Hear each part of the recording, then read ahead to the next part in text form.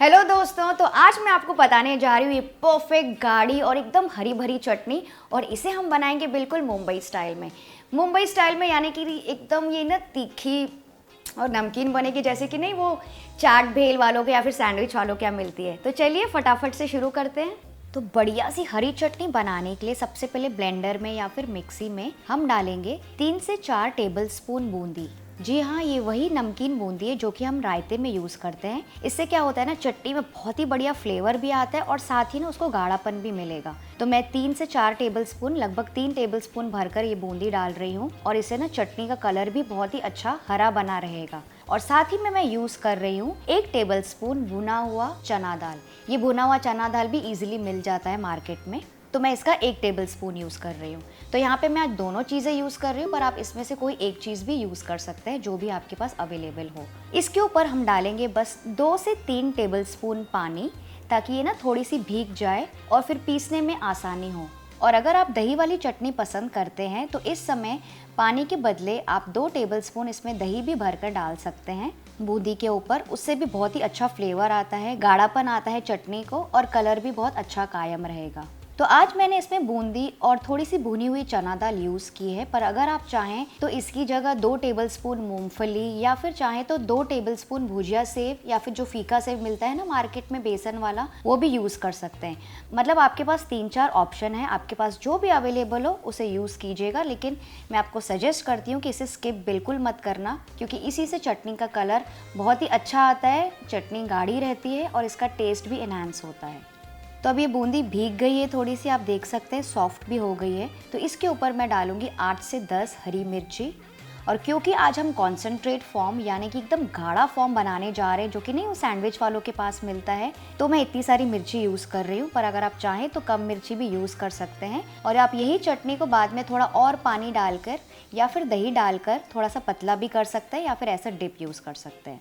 Next इसमें मैं डालूंगी 1 टुकड़ा अदरक का, 3 से 4 कली लहसुन की। कोई लोग यहाँ पे लहसुन नहीं यूज़ करते हैं, लेकिन ट्रस्ट मी फ्रेंड्स, इसमें बहुत ही अच्छा फ्लेवर आता है और जो चटनी का फ्लेवर है ना वो तो दुगना हो जाता है लहसुन की वजह से। तो लहसुन आप स्किप कर सकते हैं, लेकिन इससे बहुत ही अच्छा फ्लेवर आता है। नेक्स्ट मैं इसमें डालूंगी आधा चम्मच ज़ीरा। फिर मैं डाल रही हूँ 1 बंच धनिया का, मतलब 1 जूड़ी धनिया की, जिसे मैंने अच्छे से धोकर ऐसे काट लिया है। और हाँ फ्रेंड्स, एक और इम्पॉर्टेंट चीज़, इसकी जो डंडियाँ हैं ना, जो छोटी छोटी डंडियाँ, वो मैंने रखी है इसमें, क्योंकि उसी से बहुत अच्छा फ्लेवर आता है चटनी को। और इन डंडियों में एक्चुअली देखा जाए तो बहुत अच्छा स्वाद होता है। तो मैंने बड़ी बड़ी डंडियाँ इसकी काट दी है और ये छोटी छोटी डंडियाँ जो है ना वो उसमें मैंने रखी है। इससे एक चटनी को भी गाढ़ापन मिलेगा। और साथ ही मैं यूज़ कर रही हूँ थोड़े से पुदीना के पत्ते। ये मुझे बहुत ज़्यादा पसंद है, पर आप चाहें तो सिर्फ धनिया से भी बना सकते हैं ये चटनी, लेकिन पुदीना से भी इसको थोड़ा सा ना अलग फ्लेवर मिलता है। इसके ऊपर हम डालेंगे 1 नींबू का रस और बिल्कुल थोड़ा सा पानी, बस इसको ब्लेंड करने के जितना। और मैं यूज़ कर रही हूँ यहाँ पे सबसे इम्पॉर्टेंट इंग्रेडिएंट, जो कि सैंडविच वाले या फिर वो चाट भेल वाले हमेशा ही यूज़ करते हैं अपनी चटनियों में। मैंने पूछा था उनसे एक दिन।